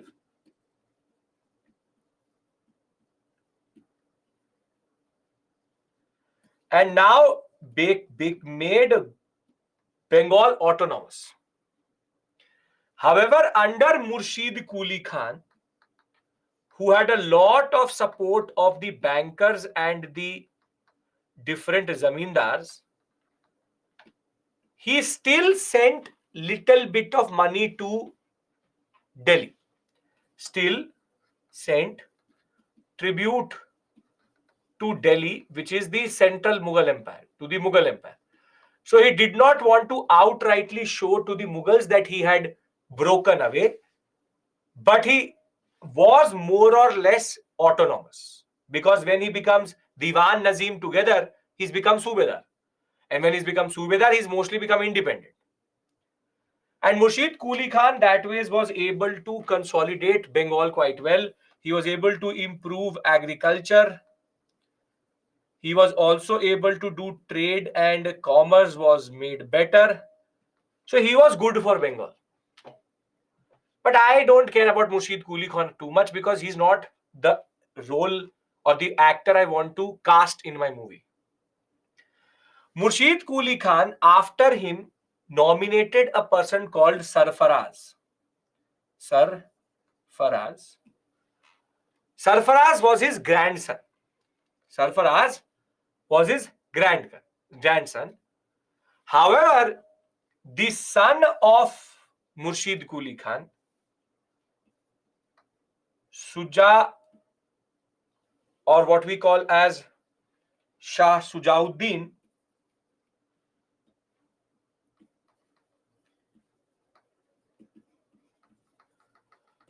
he was the father of Sarfaraz. Shah Sujauddin, rather than allowing his son to come to power, and that is the rivalry which is there, he captures power. And Shah Sujauddin also followed the tradition of sending tribute to Delhi as a form of token. Now, who should have been the next ruler? If Murshid Quli Khan had made Sarfaraz the ruler, his father came to power. So who should have been the next ruler once Shah Sujauddin is dead? Very good, it should have been Sarfaraz. So Sarfaraz should have come to power because his father was now dead. But Jagat Seth and Omichan did not want that because both of them were still sending a lot of revenue to Delhi. So again, whilst killing Sarfaraz, a person called Ali Vardi Khan is going to capture power. And why is he so significant? Because he will stop the concept of sending tribute. He will say, I am Bengal's ruler. I am an autonomous ruler. I do not want to be part of this empire. So the first time they really exerted their autonomy was in the Ali Vardi Khan period. Now, Ali Vardi Khan, you have Murshid Quli Khan. Then you have Shah Sujauddin.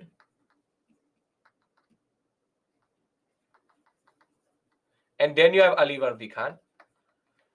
Now comes our Ali Vardi Khan is not related to any of them. Now comes our most important personality, Siraj ud Dawla, the son of Ali Vardi Khan. Now, what I want you to do is just remember his name.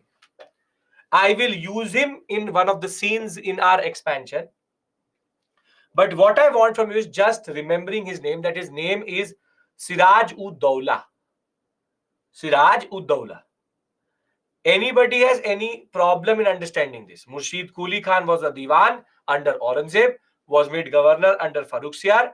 He was appointed as Subedar of Bengal in 1770, strengthened his position by absorbing both of these positions together, shifted the capital to a place called named after him, which is Murshidabad. Thereafter, he abolished the office of Diwan and Nazim and strengthened the position of the governor. Sarfaraz was nominated by Murshid Quli Khan. His own father, Sujauddin Muhammad Khan, was the one who removed him. Murshid Quli Khan developed a very good system of administration. Everybody was very happy, but he still was sending some amount of money to Delhi. Now, in 1739-40, what will happen? 39-40. What will happen is Ali Vardi Khan killed Sarfaraz Khan and then became the ruler. He was backed by the zamindars and bankers quite a lot. It is under Ali Vardi's reign that the virtual break with the Mughal Empire happened. All appointments were done by him, not asking Delhi for anything. And it is his successor 1 year before the Battle of Plassey who will become a very important personality for us. So for Bengal, my personality of the year is Siraj ud Dawla. Anybody has any issue in this? Siraj ud Dawla. Can you remember one person's name? Not asking you to remember 3 names, asking you to remember only one name. Siraj ud Dawla. No issues? Come on. No issues. Very good. Very, very good. Very good.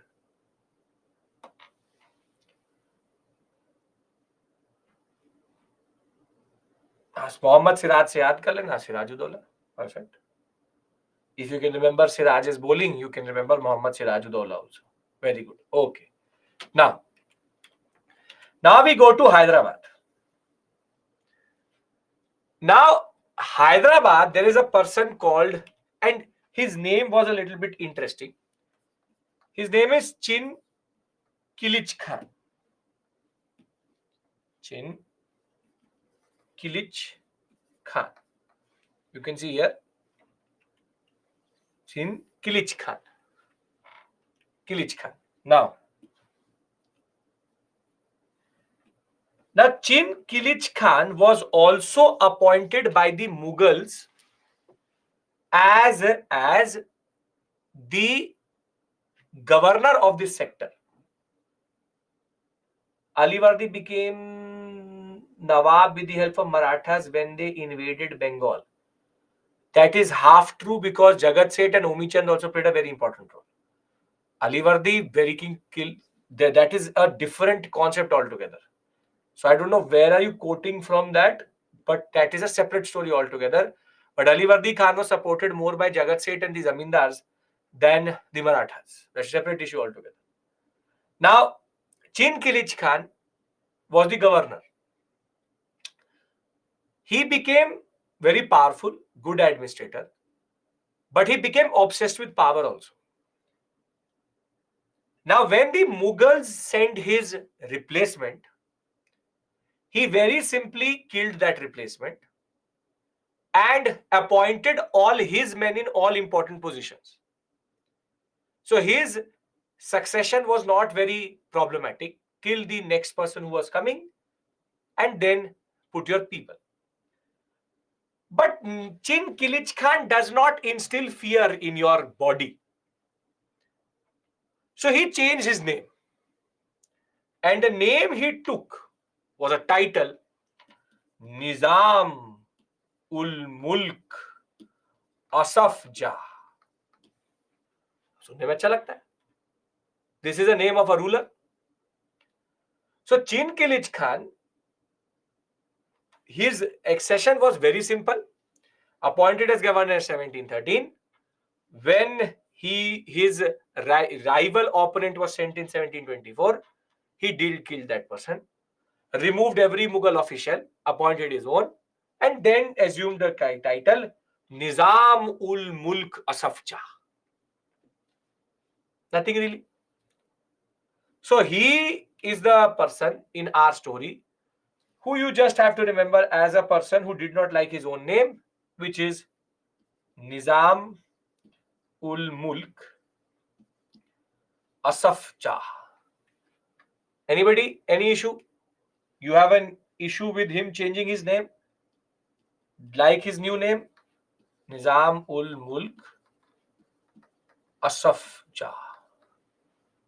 Right? Heavy name. अच्छा लगता है, सुनने में अच्छा लगता है. Who is your ruler? Chinkilich Khan.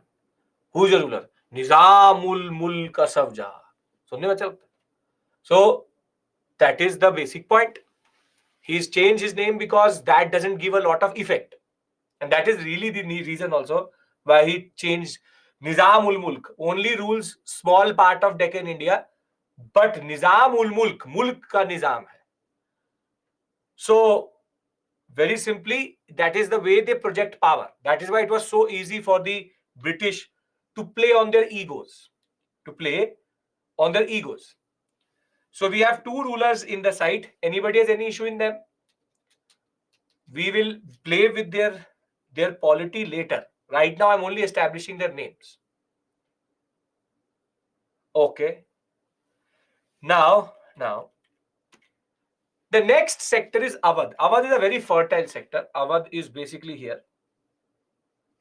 Very fertile sector, very, very important area. And when we talk about Awadh, here the person who was very, very important is a person called Saadat Khan. The story of Saadat Khan is very interesting. Saadat Khan was actually appointed by Muhammad Shah Rangila. And Muhammad Shah Rangila was the one who actually gave Saadat Khan a lot of power, because Muhammad Shah Rangila was fighting with what are called the Sayyid brothers. By the Sayyid brothers. And Saadat Khan helped Muhammad Shah Rangila in undercutting the Sayyid brothers itself. So when it came to the Sayyid brothers, Muhammad Shah was very, very impressed by how much the governor of Awadh would help him. So Saadat Khan was governor of Awadh, but Sayyids were playing a very important role in what are called kingmakers. So when it came to Muhammad Shah was able to come to power because of the help of Saadat Khan. And in appreciation for that, Muhammad Shah gave him a title also, which is, he was called Sahadat Khan Burhan un Mulk, which is a person who is a very good asset for the Mulk itself. So very simply, Awadh became, as soon as Saadat Khan got this title, it more or less became an independent area. Because he was more or less very impressed by him, and they did not want to play with Muhammad Shah Rangila. As it is, did not have a lot of power. He allowed Saadat Khan to consolidate power in return for what he had done for Muhammad Shah Rangila. The same way, because there was multiple agrarian revolts, first thing which Saadat Khan needed to do was to basically quench that, which is, in a way, find a way to control the zamindars and systematize revenue collection. That is what he does. Now, if you live in Delhi, yes, he's also the one who basically saw Nadir Shah coming to India. If you live in Delhi, and if you've ever seen the Lodi Road area, Lodi Gardens area, there is a tomb. And that tomb is named after a person called Safdarjung. That's an area also in Delhi, which is called Safdarjung. Safdarjung was basically the successor of Saadat Khan. He was the son-in-law of Saadat Khan. Safdarjung's most important contribution is trying to create actually a copy of the Taj Mahal. Was not able to make it. His tomb was not like that. But Safdarjung was able to consolidate Awadh for sure. But the person we need to remember who will show a lot of mettle and is going to be very important in the Battle of Buxar is going to be a person called Sujaud-Dowla. Now, please have to remember, now I've done two Daulas with you. In Bengal, you have to remember Siraj-ud-Dowla. And in Awadh, it is not Siraj, it is Suja. Suja-ud-Dowla. And in Hyderabad, it is Nizam ul Mulk Asafja. Anybody has any issue here? You can see, and just creating their context. We don't have to do rocket science here. We are just creating the context here. Nothing more, nothing less. Nothing more, nothing less. Very good. Perfecto. Perfecto. I have a doubt how these kingmakers like Sayyidatul help somebody to become Mughal emperor. Well, if you need the support of nobles, I'll give you a simple example, Gaurav. In Indian politics, are there people who did not come to power themselves but were able to make others powerful, or in a way rulers, or in a way important? A very good example is Sonia Gandhi, for example. How Sonia Gandhi Manmohan Singh, she did not become prime minister herself but was able to install Manmohan Singh. So these are called kingmakers. They hold the real power. The power is not with the ruler but with someone else. For all these titles given to rulers, they take themselves rulers. They take these titles themselves. What is the difference between Nawab and Nizam? See, Nawab, Nizam, Sultan, all are basically king. Their title changes. That's it. Title changes. So, in Hyderabad, there was a specific name which was basically Nizam. Nawab is for an area which is smaller than an empire. So, it was the Nawabs of Bengal. On the other hand, the Delhi Sultanate ruler is called Sultans of Delhi Sultanate. And the Mughals used to call themselves, again, emperors, or what are called kings. They did not take, they were also called sultans in that sense. So these words are interchangeable, but in a way used in a certain context. So you don't have to worry about that. Interchangeably you can use. So he calls himself Nizam. Nizam is a word which will get stuck with Hyderabad. As you will see, it will be a word which will be used as late as the post-independence period. Yes. No, you can't say Nizam and Nawab as CM because they aren't CMs. We'll go till 8 p.m. They're not CMs because they are in themselves powerful. They're basically sultans, but they take a different word. That is the case. That is the case. For example, some rulers call themselves Maharaja Diraj. Some rulers call themselves Raja. Some call themselves Rajan. Some call themselves Parameshwar. Some call themselves the different titles which they used to take. So you can understand all of them are kings. They've just taken different titles. That's it. The connotation remains the same. Can we move to, I think, Mysore? Can we talk about Mysore?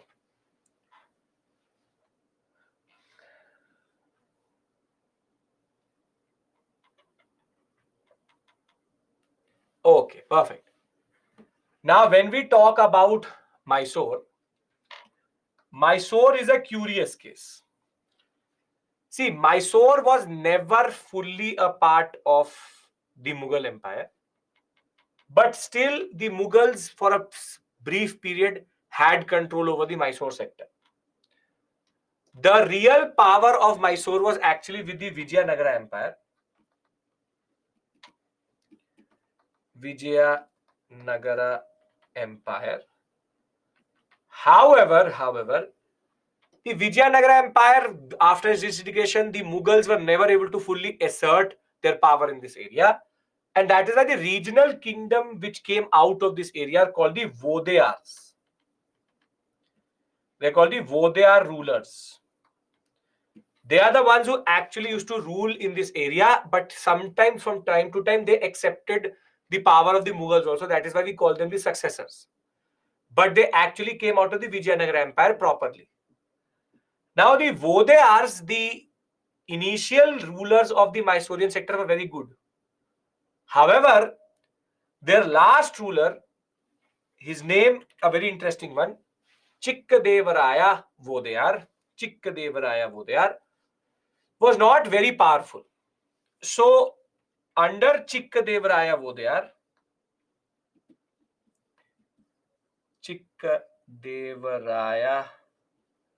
Vodeyar, there used to be one prime minister named Nanjaraj. Now, basically, Nanjaraj used to rule in the name of Chikkadevaraya Vodeyar, and he was a very brutal and very bad ruler. Very, very bad ruler that was. And therefore, one of the military officers believed that he could do a better job, and his name was Hyder Ali. Hyder Ali basically did not like how Nanjaraj was ruling. And it is in that context that Hyder Ali challenges the Prime Minister Nanjaraj. And he is able to capture power also. But the beauty of Hyder Ali is that he did not remain bound by the old traditionalist understanding.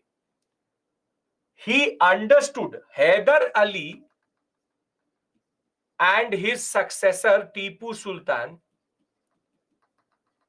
still remain the only two people at this point of time when it comes to political power who actually understood the threat of the Europeans.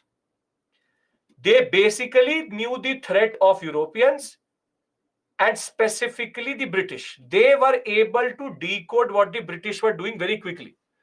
Very, very quickly, Hyder Ali understood what the British was doing. And therefore, Hyder Ali understood that the power of the British comes from their modern weaponry. So what they did was Hyder Ali and Tipu Sultan both modernized the Mysore state very, very quickly with help of the French who were ready to help the Mysorean sector. They developed modern machinery, modern technology was used in military technology. And that is why you would have seen that they were using all latest weapons. They had the best guns, and also even Hyder Ali and Tipu Sultan were able to develop modified military concepts, such as the rockets which they used to use. So Hyder Ali and Tipu Sultan, and when we will discuss Mysore, that is why Mysore fought 4 wars. First 2 under Hyder Ali, other 2 under Tipu Sultan, because it was a very difficult sector for maybe after the Marathas. It was only Mysore which actually gave a lot of proper resistance. And till their last breath, this is the only sector where the British had to kill the rulers, unlike anywhere else.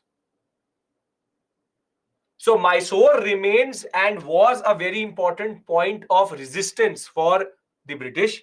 So under Vijayanagara Empire, Mysore gradually transformed as a autonomous area under Vodeyar dynasty. From time to time, they accepted Mughal power. But in the late 17th century, you have Chikkadevaraya Vodeyar, who reached his glory at a very early age, but thereafter became useless. And it is the Prime Minister Nanjaraj who was ruling in the name of Chikkadevaraya Vodeyar. He was a junior officer, Hyder Ali. He challenged the power of Nanjaraj and was able to capture power also. His son succeeded him in 1792. No, sorry, not 1792, 1782. 82. And the new calendar, new coinage system, new scales and weights and measures were introduced. He was even the one who established what we call as a Jacobean club tree, which I will discuss with you. When I discuss the French Revolution with you, I'll discuss the connection between French Revolution and Tipu Sultan. But Tipu Sultan loved this French Revolution, the ideas of liberty. France was a very good partner of the Hyder Ali Mysore sector, and the English never liked that fact. They also had a very modern navy, very modern navy. But unfortunately, Mysore was very quickly sidelined or there was too much internal politics in which Mysore lost. If Mysore, Maratha, the Hyderabad sector and the Carnatic came together, the British would never have been able to do what they did in the southern sector. So we have discussed Mysore, Hyder Ali. We've discussed Bengal, my actor being Siraj Uddola. Thereafter, you have Awadh, Suja Uddola. I have Hyderabad, which is Nizam ul Mulk Asafja. Anybody has any issue in these four? Then we discussed last Carnatic, Rajput, and then the Jats and Rohilla. 4 or 5 names, or I have to add nothing more. Nothing more. No, sir. No, sir. Come on. Yes, sir. No, sir. I have to say something.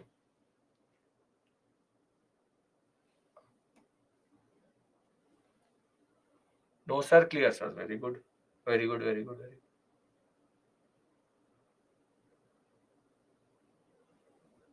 All of these are successors. Yes. All of these are successors. No doubt. When everybody saying no doubt, nothing better. Very good. Very good. Very good. Very good. Okay. Now let's talk about Carnatic.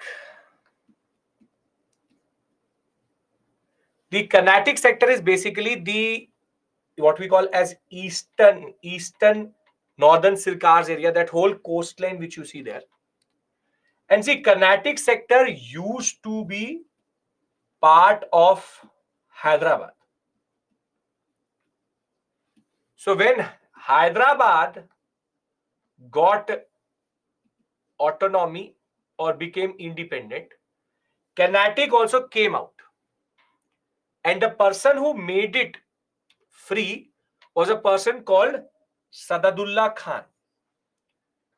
And this area is going to be very interesting for us, because when we'll discuss expansion, this is the area which I will start with, which is Sadadullah Khan. His successor was a person called Dost Ali, and his successor was called Anwaruddin. Anwaruddin is going to be very significant, very, very significant for us. But as I said, part of the Nizam's control. Later, Sadadullah Khan was able to come out of it. So in our story, we add Carnatic. Carnatic, very straightforward, came out of Hyderabad. Person Sadadullah Khan and Anwaruddin. I can guarantee to you, you don't have to know anything more than just their names. If you can not even remember the names, that is not a problem for me. You have to just be familiar. That when I show you the cast of my movie, you need to understand who they are. Siraj, Suja, Hyder Ali, Nizamul Mulk, Sadadullah Khan and Anwaruddin. That is it. Acceptable to everyone? Because if it is, we'll discuss about a very important personality, Savai Jai Singh of Amber, who will basically be a person who will establish a very modern state. So, as you know that Jaipur was a very important Rajputana sector. And the Jaipur city, what it is today, is basically because of Savai Jai Singh Amber, a very learned man, but in Indian history is known for a very important concept. He is the one who has made what are called the Jantar Mantars. Jantar Mantar, if you know, in Delhi, in Ujjain, you will find it in Varanasi, you will not find it in Mathura. These are very interesting buildings which are astrological and astronomical devices which are made as monuments. And he is the one who actually constructed them.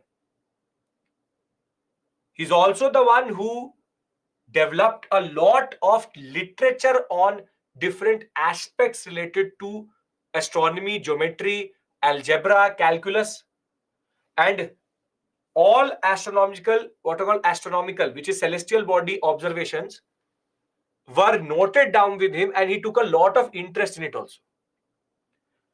He's also the one who translated very, very interesting Greek works, such as the Element of Geometry by Elucid into Sanskrit.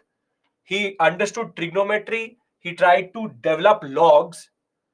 But the best thing which he did in his empire was that he made sure that when it came to the marriage of daughters, that the expenditure of the family was low. He encouraged that. He encouraged that. So when we talk about the successor states, Savai Jai Singh is not going to play any role in the expansion of British Raj, because the Rajputana sector never really went into the into the British Empire. We have discussed multiple dynasties. We have discussed multiple people. One is Siraj, the other one is Suja, the other one is Nizamul Mulk, one is called Sadat Khan, one is called Sadadullah Khan, and the next one is called what we call as Hyder Ali. And we also have one called Anwaruddin.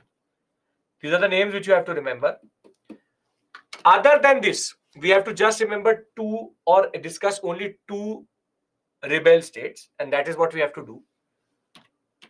One is the Jats. Jats never really let the let the Mughals ever control their area properly. They were agriculturalists around Delhi, Agra, and Mathura. And after 1669, from time to time, they will keep on rebelling. So from 1669, there was first rebellion. Then in 86, there was another rebellion. And the Mughals were never able to fully curb the power of the Jats. But for what you need to remember is the important leaders. Churaman, Badan Singh, and the most celebrated of all Jat rulers, which is Surajmal. He is the one who was able to extend his empire from the Chambal sector to the Agra sector, and basically in between this Delhi, beyond Delhi part, the Jats actually became a very major threat to the British, to the Mughals in that sense. And later the British will also find it difficult to quench the Jats in that sense. So here again you have to remember only three names. Last but not the least is the Rohilas. Rohilas basically rule over modern day Uttarakhand and upper parts of Uttarakhand and UP in that sense. And here the person who actually established the rule was a person who traveled from Afghanistan. An Afghan adventurer, his name is Muhammad Khan Bangash. He is the one who establishes the rule in this area. However, the most celebrated ruler of this area was called Ali Muhammad Khan. They also never really allowed the Mughals to control this sector properly. And from Aligarh to Kanpur, that whole upper sector, Bangash Khan or rather Khan Bangash and Ali Muhammad Khan always evaded this area with their capital in Alau. Now, I will not give you anything more. This is the last thing I need to discuss with you. I want to consolidate this and give you a summary, and I'll leave you for today. I know it's a very heavy class. First, 2-3 classes are going to be like this. Then you will start to enjoy when it comes to economic history and all. Can I consolidate everything? I give hats off to your patience with all these facts. Don't have to get scared in that sense, or have to think that I have to learn everything in one day. No. But can I basically tell you the gist of today's class? Because I had a purpose of today's class. I could have easily started the expansion of British Raj, but I really wanted to, in a way, set the scene. I wanted to set the scene. What I've actually done with you is that I have created certain contexts. My actors are ready. Shah Alam, Alamgir II, Sirajuddaulah, Sujauddaulah, Hyder Ali, Sadadullah Khan, Nizamul Mulk Asaf and Savai Jai Singh and Ali Muhammad Khan. So my actors are ready. My scene is also set, which is that Portuguese turned out to be useless, Dutch turned out to be not interested in India, English were establishing themselves. And by 1717, they had become fully established in India. And the third was the larger picture. And the larger picture is Mughal decline. So the theme which we followed today was setting the tone. And because I'm setting the tone, there are multiple people, multiple actors, multiple scenes. Now, on next Saturday, which is this coming Saturday, what we will do, the theme is going to be expansion. In that expansion, we'll try to understand, we'll start with Carnatic wars, we'll go to Marathas war, then Mysore, then Sikh, not silk, Sikh. And once we are done by it, basically the regional states versus British. Once we are done with this, we'll talk about subsidiary alliance and we'll talk about doctrine of lapse. And see, I have a certain way of going about it. We start with advent, we go to expansion, then we go into consolidation, and under consolidation, we will see ICS, we'll see police, we'll see judiciary, we will see acts, and once they consolidate, they exploit. And therein comes economic policy. So the agenda is very simply set. I hope that you understand the larger picture. What you need is one revision. I encourage you to do it. Expansion is the next heavy section because there will be multiple stories which I will tell you. The stories in themselves will be useless, but the consequences are going to be real. Thereafter, we will go how the British have now consolidated their power. And the most interesting and the most logical unit is economic policy and economic history of the colonial rule or of the British Raj. But I hope that today's class has been encouraging for you generally when it comes to history. I hope it makes sense to you. A lot of you started with the saying to me, sir, that I have no understanding of history. I am scared of history. I can we really master history that way? So I hope I've been able to at least create certain interest, and you have been able to follow what I'm doing. If you have been able to do it, don't even Gaurav have to go to tablet lectures. This lecture will be recorded. Next Saturday before coming, just watch this lecture again. All three parts, basic points, move forward and check where I'm giving you summaries. Once you've done that, your revision is already done. Try to create these timelines yourself. You will see it will work wonders. 15 minutes rule should also not be a problem. So for the students who said we don't understand anything about history, are you comfortable? Is the space okay? Is the way we are going fine? Is the teaching style fine? Because if it is, then only we can move forward like this. We can always change if needed. Fine? No issues.